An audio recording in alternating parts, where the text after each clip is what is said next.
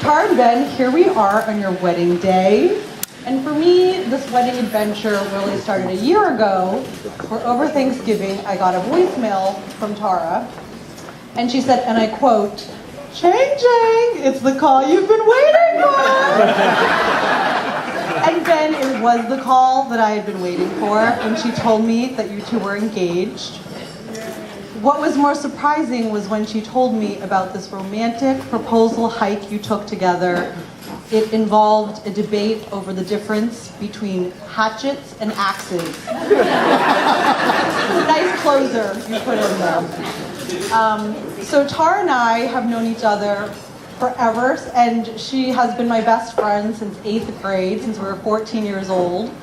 And our dating life hasn't always been easy. Right after college, we lived together in New York for about a year, and we had this fabulous railroad apartment where, in order to get to Tara's bedroom, you had to walk through my bedroom to get to Tara. And it was, we loved it. And I remember when we moved in and were assessing the pros and cons of the place, we said, this is so great, we love the location. When we get boyfriends, this is going to be kind of awkward. We're going to work through it, though. So we had a great year in New York. We were convinced our lives were exactly like Sex and the City, except without any of the dating, and all of the brunching and shopping. And when it came time to move out, I remember we turned to each other and said, well, that wasn't a problem. Of course, Tara did eventually find and meet the wonderful Ben. And now I have it.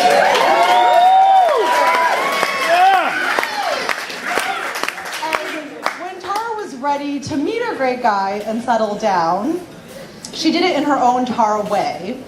I went to go visit her in West Hollywood, and we had a cup of coffee, and I remember she declared to me, "Cathy, I want a man and a dog." And I said, okay, good for you.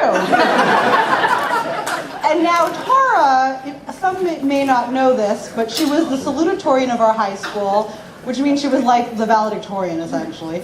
And she's an overachiever. She holds herself to the highest standards, including for you, whether you like it or not, which is what I love about her. So 1 month later, she had met and was dating Ben and had Frankie. If only we could all achieve our goals with the efficiency and success of Tara. And something I remember about this time is when Tara had found Frankie's photo online. She was in love with this dog, and she was not sure that it was the time to get a dog. It was a big commitment. And on the 3rd date or so, Ben, before she had decided on Frankie, Ben bought her a dog bowl because he knew that Tara and Frankie were meant to be. And I think it's only fitting that the man that knew this for Tara is himself meant to be with her forever. Okay.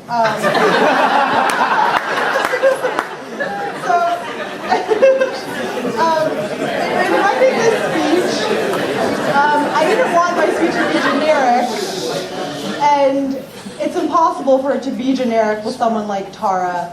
We've been to Morocco together and ridden a camel together, and she stood by me during driver's ed when I, put her life in danger. Craziest driver ever. I'm good now, but back then I was horrible. And on the first lesson, that was honestly almost my second time in a car.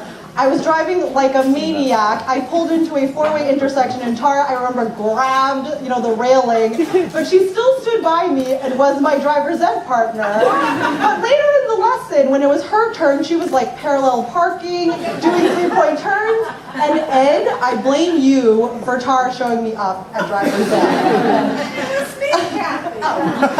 Okay, stand corrected. Tara, I'm so glad that you have met your better half. And since we are two girls from New England, I think it is only fitting that you were marrying a man with a constitutional name. So, Benjamin Franklin Hawes. I think you are wonderful, and I'm so happy for you two. I'm so glad that Tara has met her Prince Charming. You two are a ridiculously gorgeous couple, but that is nothing compared to how big your hearts are and how much you appreciate and support people, which I felt firsthand. I love you and congratulations.